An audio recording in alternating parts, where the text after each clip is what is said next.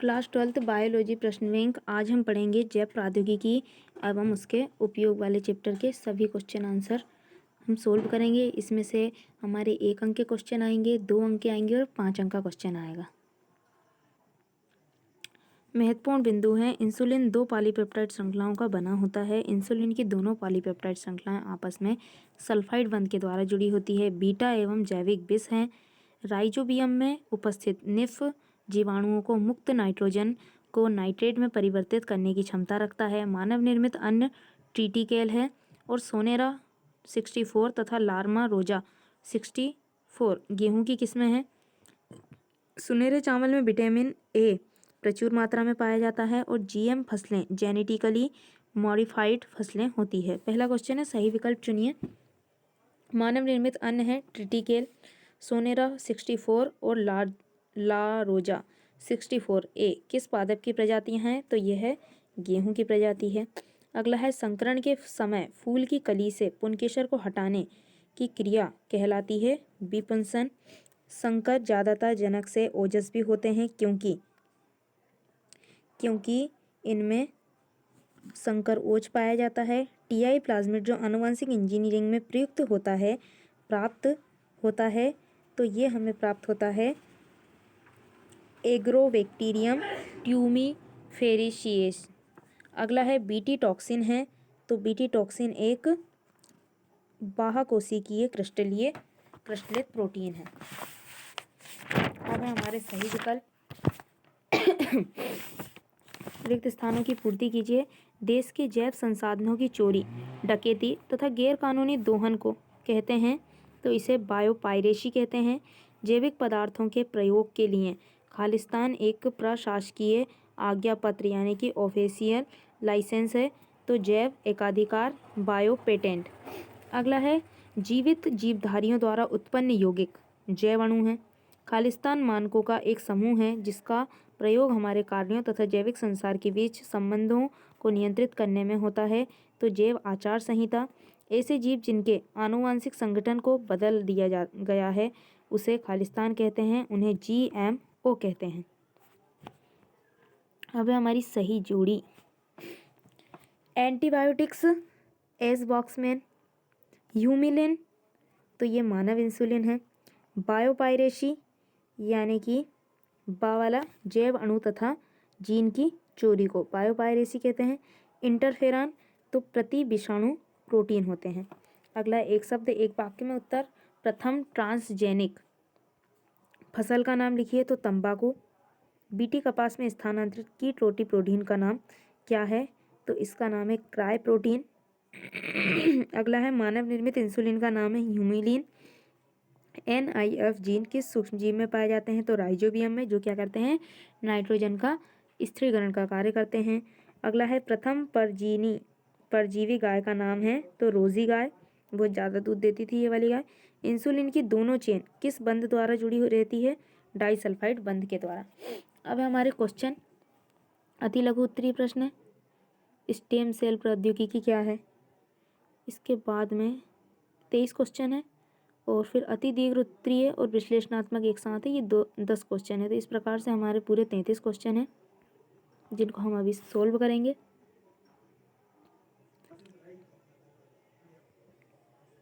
सर्वप्रथम हम करेंगे विश्लेषणात्मक क्वेश्चन। तो इसमें पहला क्वेश्चन दिया है कि फोरेंसिक विज्ञान क्या है? फोरेंसिक विज्ञान में DNA फिंगरप्रिंटिंग की विधियां समझाइए। तो हम देखते हैं इस क्वेश्चन का आंसर। फोरेंसिक विज्ञान तो फोरेंसिक विज्ञान के अंतर्गत अपराधों की विवेचना की जाती है। आज जैव तकनीक ने आपराधिक प्रकरणों के निपटारे में नए आयाम खोल दिए हैं। फोरेंसिक विज्ञान में फिंगरप्रिंटिंग की विधि का उपयोग किया जाता है। तो इस विधि में तो फोरेंसिक विज्ञान क्या है? मुजरिमों को, अपराधियों को पकड़ने की एक तकनीक है। इस विधि में DNA के टुकड़ों को अगेरोज जेल पर प्राप्त के बाद जेल इलेक्ट्रोफोरेसिस द्वारा इन्हें नाइट्रोसेल्युलोज फिल्टर पर स्थानांतरित कर स्थिर कर लिया जाता है। फिर इन्हें DNA प्रोब्स द्वारा संकरण से पहचाना जाता है। सर्वप्रथम EM सदर्न ने DNA खंडों को नाइट्रोसेल्युलोज फिल्टर पर स्थानांतरित किया, इसलिए इस तकनीक को सदर ब्लॉटिंग तकनीक भी कहते हैं। इसे तकनीक द्वारा खंडों का विश्लेषण किया जाता है। इस विधि की खोज एलेक्स जेफ्रे व साथियों ने की थी। डीएनए में उपस्थित नाइट्रोजन सिरों के विशिष्ट अनुक्रम के कारण एक व्यक्ति विशेष को पृथक से पहचाना जा सकता है। प्रत्येक व्यक्ति विशेष के डीएनए की छाप या चित्र सदैव एक जैसा होता है, चाहे वो शरीर के किसी भी अंग की कोशिका से लिया गया। इस विधि में डीएनए को छोटे छोटे खंडों में रेस्ट्रिक्शन एंडोन्यूक्लियस एंजाइम की सहायता से तोड़कर जेल इलेक्ट्रोफोरेसिस की सहायता से बेंड्स के रूप में अलग अलग कर देते हैं। फिर सदर्न ब्लॉटिंग तकनीक द्वारा प्लेट पर या यूवी प्रकाश की सहायता से उद्भाषित कर लिया जाता है। इसे डीएनए फिंगरप्रिंटिंग कहते हैं। डीएनए फिंगरप्रिंटिंग का उपयोग किसी भी बच्चे के माता पिता के बारे में पता लगाना, आनुवंशिक रोग जैसे हीमोफीलिया आदि का शिशु जन्म से पूर्व पता लगाना, बलात्कार व हत्या जैसे अपराध के अभिव्यक्तियों की पहचान में मुलिस ने डीएनए प्रतिलिपिकरण के लिए एक सशस्त्र तकनीक खोजी, जिसके द्वारा डीएनए की एक प्रतिलिपि से लाखों प्रजातियां अत्यंत कम समय से प्राप्त की जा सकती है। इसे पॉलीमरेज श्रृंखला अभिक्रिया के नाम से भी जाना जाता है। इस अभिक्रिया के 3 प्रमुख चरण हैं जो बारंबार चक्रित हो डीएनए बहुलीकरण करते हैं तथा लगभग 20 बार दोहराने पर डीएनए थर्मल साइक्लर में संपन्न की जाती है। प्रत्येक चक्र को पूर्ण होने में 225 सेकंड का समय लगता है। अगला क्वेश्चन है, परजीवी जीवाणु क्या है? किसी एक उदाहरण द्वारा सचित्र वर्णन कीजिए। तो परजीवी जीवाणु ऐसे बैक्टीरिया जीवाणु जिनके डीएनए में परिचालन द्वारा एक अतिरिक्त बाहरी जीन व्यवस्थित होता है जो अपना लक्षण व्यक्त करता है, इसे परजीवी जीवाणु कहते हैं। यानी दूसरे जीन को ग्रहण करने वाले जो जीवाणु होते हैं उन्हें परजीवी जीवाणु कहते हैं। उदाहरण के लिए इकोलाई बैक्टीरिया एक परजीवी जीवाणु है जो मधुमेह यानी कि डायबिटीज रोग के निदान के लिए इंसुलिन को उत्पन्न करता है। इंसुलिन अणु 2 पॉलीपेप्टाइड श्रृंखलाओं का बना होता है, ए श्रृंखला तथा श्रृंखला बी चेन, जो आपस में डाइसल्फाइड बंधों द्वारा जुड़ी होती है।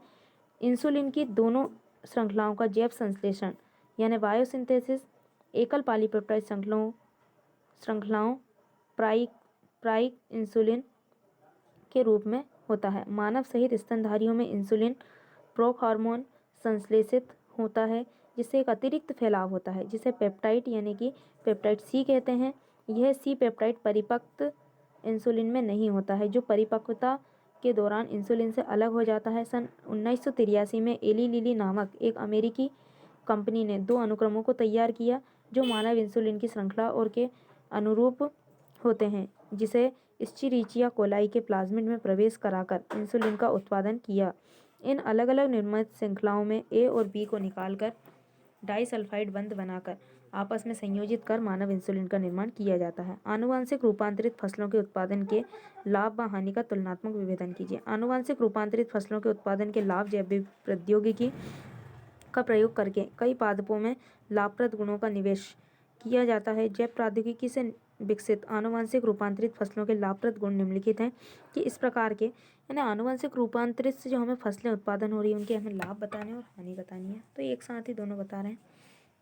इस प्रकार से के फसलों में पोषण गुणवत्ता में सुधार हुआ है, जैसे कि अधिक उत्पादन, अच्छे प्रोटीन तथा अच्छे आवश्यक गुणों जैसे कि गेहूं की अच्छी बेकिंग गुणवत्ता तथा जो कि अच्छी माल्टिंग गुणवत्ता आदि का विकास इस प्रकार की फसलों में हुआ है। लवण एवं सूखा सहिष्णुता, इस प्रकार की फसलें अजैव प्रतिबलों जैसे कि ठंडा, सूखा, ताप आदि के प्रति अधिक सहिष्णुता यानी कि टॉलरेट होते हैं। इस प्रकार की फसलें रासायनिक कीटनाशकों पर कम निर्भर करती है। इस प्रकार की फसलें कटाई के पश्चात होने वाले नुकसान को कम करती है। इस प्रकार की फसलें ऐसे पादपों के विकास में सहायक होती हैं जिनमें वैकल्पिक पदार्थों की आपूर्ति भी की जाती है। आनुवंशिक रूपांतरित फसलों के उत्पादन से आनुवंशिक रूपांतरित फसलों से कुछ हानियाँ भी होती हैं, जैसे कि यहाँ पे पहला, दूसरा, तीसरा आता है, यहाँ पे छठवां, सातवां, आठवां दिया, आप अलग से कर लेना इसको। इस प्रकार की कुछ फसलों में बीज उत्पन्न करने की शक्ति नहीं होती है, जिससे प्रत्येक वर्ष किसान को नए बीज खरीदने पड़ते हैं। छोटे किसान प्रत्येक बार इन फसलों को नहीं उगा सकता क्योंकि ये फसलें बहुत ही महंगी पड़ती हैं। इस प्रकार की फसलों से लोगों में एलर्जी उत्पन्न होने की संभावना भी रहती है, किसी किसी को ये मैच नहीं होती। अगला है जीन मैनिपुलेशन या जेनेटिक इंजीनियरिंग को समझाइए। वैज्ञानिक द्वारा डीएनए या आनुवंशिक पदार्थ की संरचना में आवश्यकता अनुसार हेरफेर करने को जीन मैनिपुलेशन या जेनेटिक इंजीनियरिंग कहते हैं। आनुवंशिक पदार्थ का कृत्रिम संश्लेषण दो अलग अलग जीनों के डीएनए खंडों को जोड़कर नया डीएनए बनाना, डीएनए की मरम्मत से कुछ न्यूक्लियोटाइड को हटाकर या जोड़कर या विस्थापित करके इच्छित संरचना वाले नए डीएनए अणुओं का संश्लेषण करके जीन क्रिया का नियंत्रण करना तथा जीवधारियों में इच्छित गुणों का समावेश करना जेनेटिक इंजीनियरिंग का मुख्य उद्देश्य है। आनुवंशिकी की यह शाखा अभी अपने शैशव काल में है। उम्मीद है की जाती है कि इस विधि के द्वारा आनुवंशिक वैज्ञानिक जीन की संरचना में सुधार करके अथवा विकृत जीन को सामान्य जीन द्वारा विस्थापित करके आनुवंशिक रोगों से मानव जाति को मुक्ति दिला सकेंगे अथवा मानव द्वारा उपयोग में आने वाले पादपों व जंतुओं की नस्लों को सुधार कर सकेंगे। आनुवंशिक पदार्थ के संगठन में हेरफेर डीएनए की संरचना का ज्ञान एक अत्याधुनिक तकनीक के विकास के कारण संभव हो सका है। इनको रिकॉम्बिनेंट डीएनए तकनीक कहते हैं। अब इनके उपयोग हैं औद्योगिक उपयोग, उच्च वर्गों के जीवों के विटामिन, प्रतिजैविक या हार्मोन के जीन को कोडॉन करके तथा इनके संश्लेषित डीएनए जीवाणुओं में पुनः स्थापित करके विटामिन, हार्मोन्स आदि यौगिकों का औद्योगिक स्तर पर संश्लेषण किया जाना संभव हुआ है। इस विधि से मानव इंसुलिन किया जाना संभव हुआ है, यानी मानव का इंसुलिन जो है कृत्रिम रूप से तैयार किया जा सकता है। इस विधि से मानव इंसुलिन का ह्यूमिलिन नाम से जैव संश्लेषण किया गया है। चिकित्सीय उपयोग, नई दवाइयों का जैव स्तर पर संश्लेषण तथा जीन चिकित्सा द्वारा हीमोफीलिया, फिनाइल कीटोन्यूरिया आदि वंशागत रोगों का उपचार किया जाना सफल हुआ है।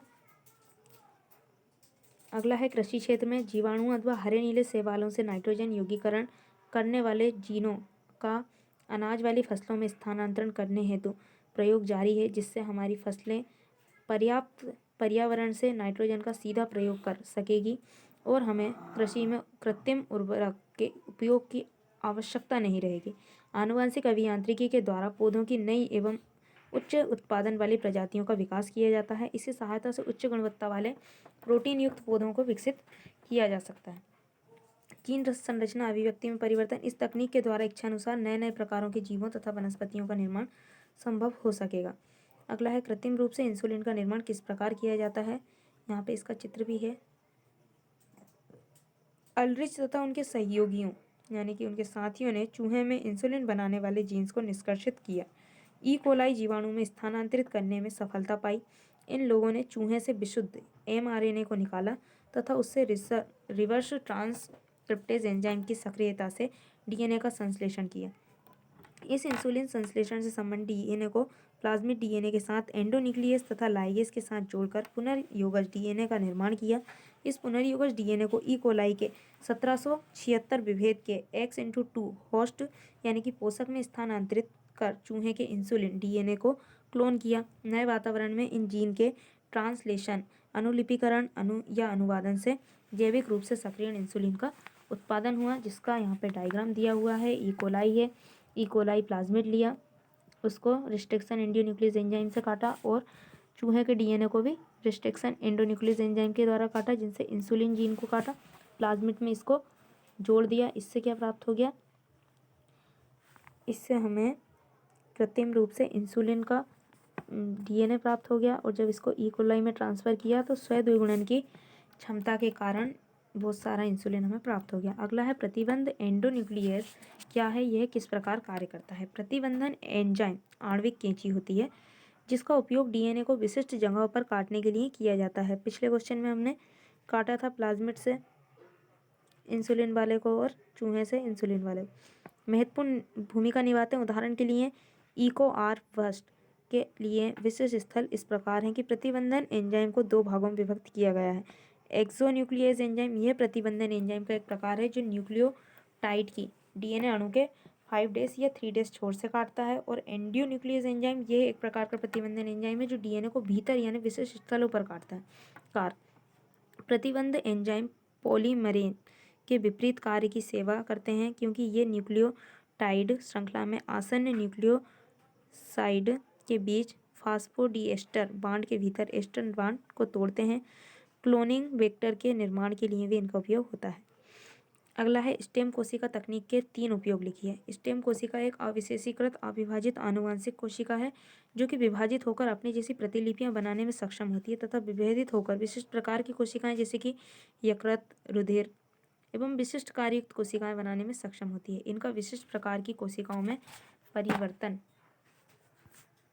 होना विभेदीकरण कहलाता है। ये कोशिकाएं बहुत बहुकोशिकीय जीवों में पाई जाती है। स्टेम कोशिकाएं नियमित विभाजित होकर नई कोशिकाएं बनाती है तथा उपस्थित ऊतकों की मरम्मत का कार्य करती है। उदाहरण अस्थिमज्जा एवं पाचन तंत्र में स्टेम कोशिकाएं ऊतकों के नवीनीकरण तथा मरम्मत करती रहती है। इसी प्रकार अस्थिमज्जा में भी स्टेम कोशिकाएं नियमित रूप से विभाजित होती रहती है तथा कोशिकाओं का नवीनीकरण करती रहती है। अग्नाशय एवं हृदय में ये कोशिकाएं विशिष्ट परिस्थितियों में ही विभाजित होती है। अब इनकी उपयोगिता। पुनर्योगज क्षमता तथा क्षतिग्रस्त कोशिकाओं की मरम्मत क्षमता के कारण औषधि विज्ञान के क्षेत्र में अत्यधिक उपयोगी सिद्ध हुई है।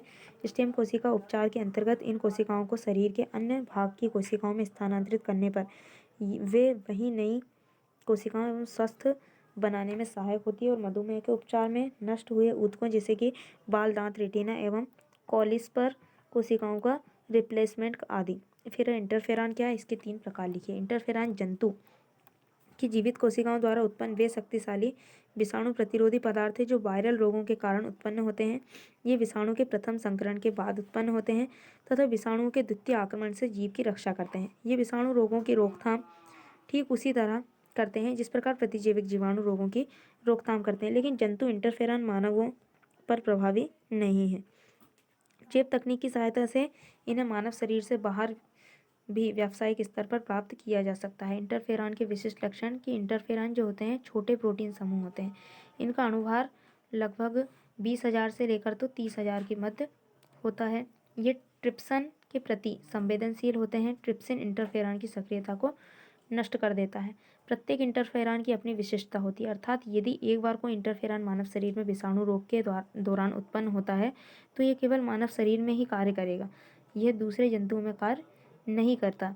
इसी प्रकार अगर यह किसी जंतु में उत्पन्न होता है तो वह जंतु विशेष की जातियों में ही कार्य करता है, दूसरी जातियों में नहीं कार्य करेगा। फोर्थ है कि यह मानव शरीर या किसी जंतु के शरीर में विषाणुओं द्वारा प्रथम संक्रमण के दौरान उत्पन्न होते हैं, लेकिन विषाणुओं द्वारा द्वितीय आक्रमण के समय ये जीव से क्या करते हैं, रक्षा करेंगे विषाणुओं से इनकी। फिर है 5वां, ये सीधे ही विषाणु से क्रिया नहीं करते, अतः ये विषाणु के गणन को प्रभावित नहीं करते। ये हार्मोन के समान कार्य करते हैं तथा विभिन्न प्रोटीन एवं एंजाइम निर्माण को प्रेरित करते हैं। ये एंजाइम विषाणु के गुणन को संबंधित करते हैं। इंटरफेरॉन के प्रकार मुख्यतः 3 प्रकार के होते हैं। पहला है अल्फा इंटरफेरॉन, जिसको IFN अल्फा भी हम लिख सकते हैं। अल्फा इंटरफेरॉन क्या होते हैं, ये 5 प्रकार की प्रोटीन का बना होता है, इन्हें ल्यूकोसाइड इंटरफेरॉन भी कहते हैं। अगला है बीटा इंटरफेरॉन, ये संवर्धन माध्यम में RNA के प्रेरण से बनाए जाते हैं, इन्हें फाइब्रोब्लास्ट इंटरफेरॉन भी कहते हैं। गामा, ये प्रतिजन द्वारा उत्प्रेरित लिम्फोसाइट द्वारा बनाए जाते हैं, ये बहुत ही अधिक शक्तिशाली होते हैं, इन्हें प्रतिजैविक इंटरफेरॉन भी कहते हैं। अब इंटरफेरॉन्स के हम महत्व देखेंगे। इंटरफेरॉन्स कैंसर युक्त कोशिकाओं के गुणन को संबंधित करते हैं। अमेरिकन कैंसर सोसाइटी ने ब्रेस्ट कैंसर के उपचार में ल्यूकोसाइटिक इंटरफेरॉन का उपयोग किया और पाया कि 50% मरीज इससे उपचारित करने पर ठीक हो गए। गटरमैन के अनुसार इंटरफेरॉन मानवों में वृक्कीय कैंसर के उपचार में उपयोगी है। इंटरफेरॉन प्रत्यक्ष रूप से प्रतिरक्षी तंत्र को प्रभावित करते हैं तथा B व T लिम्फोसाइट के उत्पादन को प्रेरित करते हैं। इंटरफेरॉन विषाणु रोगों के प्रति प्रभावी होते हैं। सामान्य रोगों जैसे कि सर्दी जुकाम के उपचार में भी इनका उपयोग किया जाता है। अब इंटरफेरॉन्स में कमियां, तो इंटरफेरॉन्स ब्लैक बेल ने बताया कि जो रोगी इंटरफेरॉन का इंजेक्शन लेता है वह इंटरफेरॉन के विरुद्ध प्रतिरक्षा उत्पन्न करना प्रारंभ कर देता है। विषाणु रोग से ग्रसित रोगी में इंटरफेरॉन का उत्पादन नहीं होता है। अब जीन उपचार विधि का उपयोग भ्रूण उपचार में किस प्रकार किया जाता है, तो आंसर है हमारा जीन चिकित्सा का उपयोग भ्रूणीय उसमें किस प्रकार से किया जाता है। जीन चिकित्सा में उन विधियों का सहयोग लिया जाता है जिनके द्वारा किसी बच्चे या भ्रूण में चिन्हित किए गए जीन दोषों का सुधार किया जाता है। उसमें रोग के उपचार के लिए जीनों को व्यक्ति की कोशिकाओं या ऊतकों में प्रवेश कराया जाता है। किसको प्रवेश कराया जाता है, रोग के उपचार के लिए जीन को। फिर आनुवंशिक दोष वाली कोशिकाओं के उपचार के लिए सामान्य जीन को व्यक्ति या भ्रूण में स्थानांतरित करते हैं जो निष्क्रिय जीन की क्षतिपूर्ति कर उसमें कोशिका कार्यों को संपन्न करते हैं। जीन चिकित्सा का सर्वप्रथम प्रयोग सन 1990 में एक 4 वर्षीय बालिका में एडिनोसिन डीएमिनेज की कमी को दूर करने के लिए किया गया था। यह एंजाइम प्रतिरक्षा तंत्र के कार्य के लिए अति आवश्यक होता है। एडिनोसिन डीएमिनेज से संबंधित जीन में गड़बड़ी होने के कारण घातक संबंध प्रतिरक्षा न्यूनता रोग उत्पन्न होता है। इस प्रकार के रोगी में अक्रियाशील टी लिम्फोसाइट होती है। इसके कारण प्रतिरक्षा तंत्र रोग जनकों से लड़ने की क्षमता नहीं होती। जीन चिकित्सा में सर्वप्रथम रोगी के शरीर के रक्त से लसीकाणु को निकालकर शरीर के बाहर संवर्धित किया जाता है। सक्रियण एडीए का सीडीएनए लसीकाणु में प्रवेश कराकर अंत में रोगी के शरीर में समाकलित कर दिया जाता है। समाकलित कर दिया जाना अर्थात फैला दिया जाता है। ये कोशिकाएं मृतप्राय होती हैं, इसलिए आनुवंशिकतः निर्मित लसीकाणुओं को समय समय पर रोगी के शरीर से अलग करने की आवश्यकता होती है, क्योंकि जो मृत कोशिकाएं होती हैं वो विपरीत प्रभाव डालेगी शरीर पर। यदि मज्जा कोशिकाओं से विलगित अच्छे जीनों को प्रारंभिक भ्रूणीय अवस्था की कोशिकाओं से उत्पादित एडीए में प्रवेश करा दिया जाए तो यह एक स्थायी उपचार भी हो सकता है। अगला है कि आरएनए अंतरक्षेप विधि क्या है। इस विधि का किस प्रकार उपयोग में लाया जाता है, तो यह एक तकनीक डीएसआरएनए द्वारा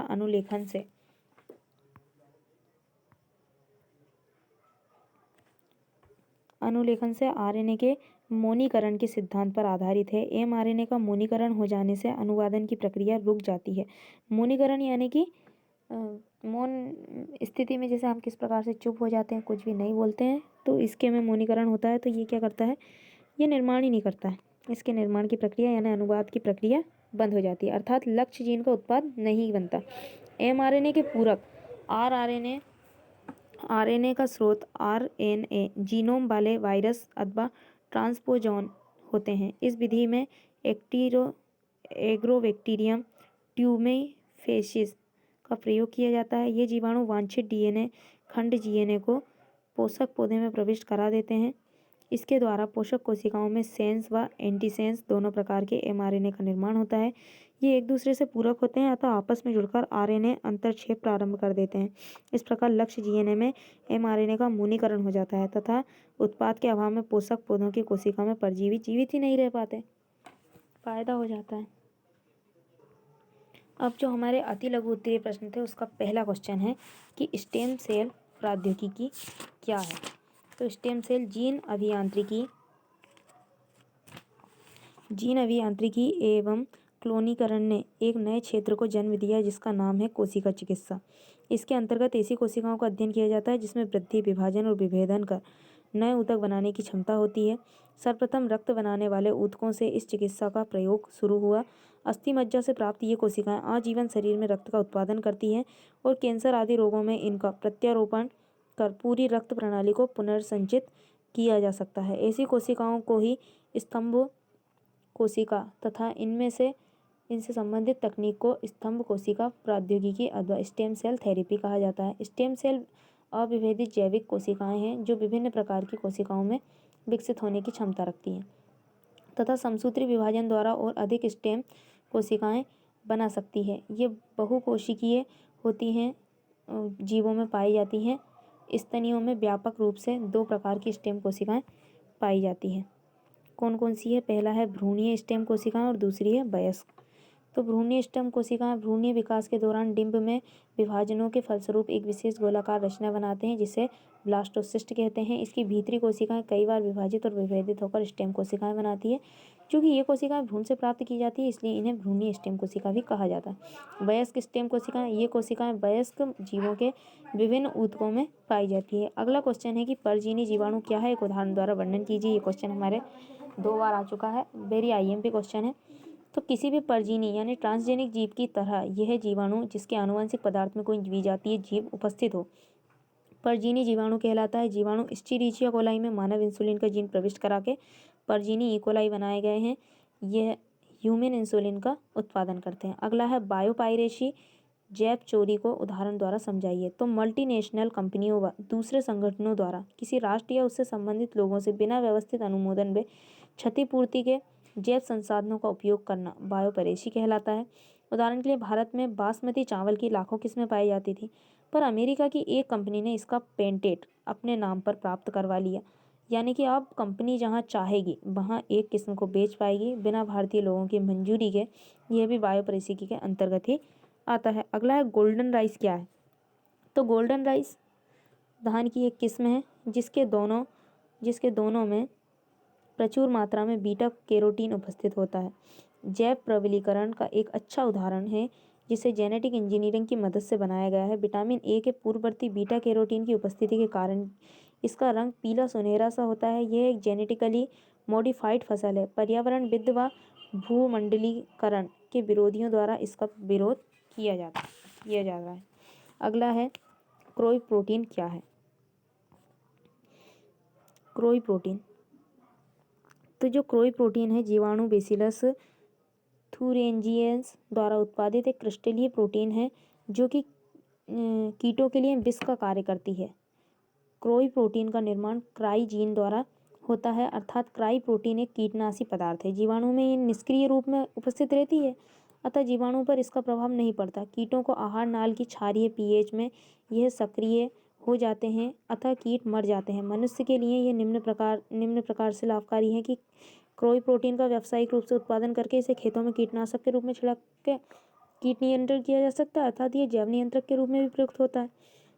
इस प्रोटीन को कोडित करने वाली क्रोई जीन को जेनेटिक इंजीनियरिंग की मदद से आर्थिक महत्व की फसलों के जीनों में प्रविष्ट करा के कीट प्रतिरोधी फसलें तैयार की गई है, जैसे कि बीटी कपास, बीटी मक्का और बीटी वैगन आदि। अब एक कृत्रिम रूप से इंसुलिन का निर्माण किस प्रकार किया जाता है, तो यह हम अपने विश्लेषणात्मक क्वेश्चन में कर चुके हैं। अगला क्वेश्चन है प्रतिबंधन एंडोन्यूक्लियस एंजाइम, यह किस प्रकार से कार्य करता है, ये भी हम कर चुके हैं। विश्लेषणात्मक का 6वां क्वेश्चन जो हमने सोल्व किया था उसमें यही था। अगला है स्टेम कोशिका तकनीक के 3 उपयोग, तो हम लिख चुके हैं स्टेम कोशिका के 3 उपयोग। फिर है इंटरफेरान, इसके प्रकार हम कर चुके हैं। इंटरफेरान के क्या है, इनके 3 प्रकार, ये हो गया है हमारा। फिर है जीन उपचार विधि का उपयोग भ्रूण उपचार में किस प्रकार करते हैं, ये हमारा लास्ट क्वेश्चन था जो हमने बहुत अच्छे से समझा है। अगला है ये जो क्वेश्चन 4-5 ये जो क्वेश्चन है जो बहुत 3-4 बार रिपीट हुए हैं इस चैप्टर में, वेरी आईएमपी क्वेश्चन है, आप इनको जरूरी से कर लें। अगला है जीन चिकित्सा क्या है, एडिनोसिन डीएमिनेज की कमी का उदाहरण देते हुए इसका चित्रण वर्णन कीजिए। यहाँ पे इसका चित्र दिया हुआ है, हम पहले इसकी थ्योरी पढ़ लें। कोशिकाओं और ऊतकों में किसी जीन की प्रविष्टि कराकर किसी बीमारी की चिकित्सा करना जीन चिकित्सा है। जैसे कि वंशानुगत बीमारी को ठीक करने के लिए उसका कारण बनने वाले किसी घातक उत्परिवर्ती एलील को किसी क्रियाशील जीन में प्रतिस्थापित करना। हालांकि ये विवादास्पद है कि लेकिन जीन चिकित्सा से किसी व्यक्ति का जीन समीकरण और कार्य बदलकर उसमें वांछित लक्ष्य की दिशा में मनचाहे बदलाव लाए जा सकते हैं। इससे मानव का आनुवंशिक विकास किया जा सकता है। जीन चिकित्सा में मानव में उपस्थित दोषपूर्ण जीन को स्वस्थ व क्रियाशील जीन में बदला जा सकता है। यहाँ पे चित्र दिया हुआ है। सबसे पहले पुज जीन सामान्य युग्मक विकल्पी रेट्रो विषाणु में सामान्य युग्म विकल्पी का प्रवेश कर दिया हमने। फिर विषाणु न्यूक्लिक अम्ल से जाके मिल गया और रेट्रोवायरस। फिर रेट्रो विषाणु का मरीज के शरीर में पृथक व संवर्धित की गई अस्थि मज्जा कोशिकाओं पर आक्रमण हुआ। विषाणु डीएनए व सामान्य युग्म विकल्पी का गुणसूत्र में प्रवेश हो गया। मरीज की अस्थि मज्जा कोशिकाएं जिसमें प्रवेश हुआ है श्रोणी की अस्थि मज्जा में गया। फिर अस्थि मज्जा में इंजेक्शन के द्वारा इसको निकाला और मरीज की अस्थि मज्जा कोशिकाएं इससे इस प्रकार निकाल लिया जाता है। जीन चिकित्सा का पहला प्रयोग सन 1990 में एक 4 वर्षीय लड़की जिसमें एडिनोसिन डीएमिनेज की कमी को दूर करने के लिए किया गया था। यह एंजाइम प्रतिरक्षात्मक में कार्य के लिए अति आवश्यक होता है। कुछ बच्चों में एडीए की कमी को उपचार अस्थिमज्जा में प्रत्यारोपण से होता है। जीन चिकित्सा में सर्वप्रथम रोगी के रुधिर से लसीकाणुओं को निकालकर शरीर से बाहर संवर्धन किया जाता है। संकीर्ण एडीए का सीडीएनए संवाहक द्वारा लसीकाणु में प्रविष्ट कराकर लसीकाणु को रोगी के शरीर में वापस पहुंचा दिया जाता है। ये कोशिकाएं मृतकाएं होती हैं, इसलिए आनुवंशिक निर्मित लसीकाणु को समय समय पर रोगी के शरीर से अलग करने की आवश्यकता होती है। यदि मज्जा कोशिकाओं से विलगित अच्छे जीन्स को प्रारंभिक भ्रूणीय अवस्था की कोशिकाओं से उत्पादित एडीए में प्रवेश करा दिया जाए तो यह एक स्थायी उपचार हो सकती है। अगला क्वेश्चन है हमारा आनुवंशिक रूप से रूपांतरित फसलों के लिए लाभ एवं हानि की तुलना कीजिए, जो क्वेश्चन हम हमारे विश्लेषणात्मक के दूसरे क्वेश्चन में कर चुके हैं। अगला है बायोपेंटेट क्या है, बायोपेंटेट द्वारा बायोपरेशी को किस प्रकार से रोका जा सकता है, उदाहरण दीजिए। तो बायोपेंटेट आज बहुराष्ट्रीय कंपनियां बायोपरेशी के बायोपरेशी के द्वारा, बायोपरेशी अर्थात चोरी द्वारा जैविक संसाधनों का दुरुपयोग कर रही है, जिसके कारण खोजकर्ताओं को उनके अनुसंधान कार्य का लाभ नहीं मिल पाता है। इसे रोकने के लिए बायोपेटेंट प्रारंभ किया गया। इसके अंतर्गत अवशोषण का एक विशिष्ट समय तक लाभ दिलाने, उसके द्वारा उत्पादित सामग्री के उत्पादन, दोहन, उपयोग तथा विक्रय संबंधी अधिकार प्रदान किया जाता है। आज विभिन्न उत्पादों का उत्पादन करने वाली कंपनियों को उत्पादन एवं टेक्नोलॉजी तैयार करने का अधिकार दिया जाता है, जिसके द्वारा भी अपनी तकनीक एवं उत्पाद का उपयोग करते हैं। ये कंपनियां बाजार में अपना प्रतिद्वंदी रोकने के लिए पेटेंट का सहारा लेती है। पेटेंट के कारण यह कंपनियां अत्यधिक लाभ कमाती है तथा उनकी तकनीक का उपयोग करने वाली से बड़ी रॉयल्टी वसूलती है। बहुत सी कंपनियां अनाधिकृत बायोपेटेंट भी करवा लेती हैं, जिसके कारण विकासशील देशों का अत्यधिक हानि होती है। इस कारण आज विश्व में जब पायरेसी एवं बायोपेटेंट के प्रमुख या धारक तथा किसानों एवं स्थानीय लोगों को इसका कोई लाभ नहीं मिल रहा है। बायोपेटेंट के उदाहरण जैसे कि बासमती भारतवर्ष का उत्कृष्ट किस्म का चावल है, जो सदियों से भारतवर्ष में उत्पादित हो रहा था, किंतु विगत वर्षों में यूएसए की एक कंपनी ने इसका पेटेंट प्राप्त कर लिया, इसलिए अब हम उसको नहीं बना सकते अपने यहाँ पे। हमारे देश में करेला एवं जामुन का उपयोग मधुमेह के इलाज में प्राचीन काल से ही किया जा रहा है, परंतु chromic research institute new Jersey USA ने करेला एवं जामुन के एंटी डायबिटिक गुणों पर पेटेंट प्राप्त कर लिया है। बायोपरेसी का मतलब किसी एक देश के जैविक संसाधन जैसे कि पेड़ पौधे, वनस्पति, जड़ी बूटी इत्यादि का किसी दूसरे देश के व्यक्ति अथवा संस्था का उस देश की बिना सहमति या बिना अनुमति के उपयोग में लेना जैव पायरेसी या बायोपायरेसी कहलाता है। विकासशील देश जीव संसाधन उससे संबंधित परंपरागत ज्ञान में विकसित देशों से अधिक समृद्ध हैं। इस स्थिति में औद्योगिक रूप से विकसित देश आधुनिक तकनीक अपनाकर विकासशील देशों के जीव संसाधनों का दोहन करने का प्रयास कर रहे हैं, जिसके चलते विकासशील देश आर्थिक रूप से शोषण का शिकार हो रहे हैं। भारत में बासमती चावल, हल्दी, नीम इत्यादि को लेकर बायोपरेसी तथा पेटेंट विवाद रहे हैं, जिन्हें अमेरिकन कंपनियों ने अपने नाम से पेटेंट करवा लिया है तथा बाद में भारत द्वारा अंतर्राष्ट्रीय नियमों का उल्लंघन करने, बायोपरेसी का आरोप लगाने पर व अपने परंपरागत उपयोग के साक्ष्य पेश करने पर अमेरिकी पेटेंट कार्यालय को उन कंपनियों के पेटेंट रद्द करने पड़े। अगला है परजीवी जंतु। ट्रांसजेनिक जंतु हमारे लिए किस प्रकार उपयोगी है? तो ऐसे जंतु जिनमें एक या एक से अधिक समावेशित की गई हो, एक से अधिक जीन समावेशित की गई हो, परजीवी जंतु कहलाते हैं। कोशिकाओं में प्रविष्ट कराई गई जीन को परजीन कहते हैं। अभी तक परजीवी कीट, मछली, मेंढक, कुक्कुट, मूसक, खरगोश, सुअर, भेड़, बकरी प्राप्त किए जा चुके हैं। इनमें मूसकों का रूपांतरण अपेक्षाकृत सुविधाजनक एवं अधिक सफल होता है। अतः जीन स्थानांतरण एवं परजीवी जंतु प्राप्त करने की विधियां का विकास सर्वप्रथम मूसकों पर ही किया जाता है। चूहों तथा खरगोश पर भी जीन स्थानांतरण प्रयोग का परीक्षण किया जाता है। परजीवी जंतुओं के उत्पादन के प्रमुख उद्देश्य, तीसरी बार ये वाला क्वेश्चन आ चुका है, वेरी आईएमपी क्वेश्चन है। दूध तथा मांस के उत्पादन में वृद्धि तथा चिकित्सीय प्रोटीन का उत्पादन। परजीवी दुधारू पशुओं जैसे कि गाय, भेड़, बकरी के दूध में लाभदायक प्रोटीन का श्रावण होना जिसे एकत्रित किया जाता है। प्रथम परजीवी गाय रोजी के दूध में मानव प्रोटीन की प्रचुर मात्रा मतलब 2.4 ग्राम प्रति लीटर पाई गई। इसमें मानव शिशुओं के लिए पुष्टिकारक मानव अल्फा लेक्टोल्यूमिन की संतुलित मात्रा भी पाई गई। विभिन्न टीकों जैसे कि पोलियो टीका की सुरक्षा संबंधी परीक्षणों के लिए परजीवी चूहे का विकास किया जा रहा है। औषधियों की विषाक्तता परीक्षणों के लिए ऐसी परजीवी जंतुओं का विकास किया जा रहा है जो विषाक्त पदार्थों के प्रति भी अत्यधिक संवेदनशील होती है। अगला क्वेश्चन है हमारा, आनुवांशिक रूप से रूपांतरित जीव संकरित जीव से किस प्रकार भिन्न है? आनुवांशिक रूप से संशोधित जीव जीएमओ वे जिनमें प्रयोगशाला में वांछित जीव से डीएनए डाला जाता है। इन्हें ट्रांसजेनिक जीवों के रूप में भी जाना जाता है। जीएमओ को रिकॉम्बिनेंट डीएनए तकनीक और प्रजनन क्लोनिंग जैसे वैज्ञानिक तरीकों का उपयोग करके प्रयोगशाला में बनाया जाता है। रिकॉम्बिनेंट डीएनए तकनीक में एक जीव के एक या एक से अधिक जीन दूसरे जीव के डीएनए में डाले जाते हैं। दूसरी ओर प्रजनन क्लोनिंग में वांछित जीव से एक परिपक्व दैहिक कोशिका का निष्कर्षण शामिल होता है और लक्ष्य जीव के अंडे में डाला जाता है, जिसका अपना नाभिक हटा दिया जाता है।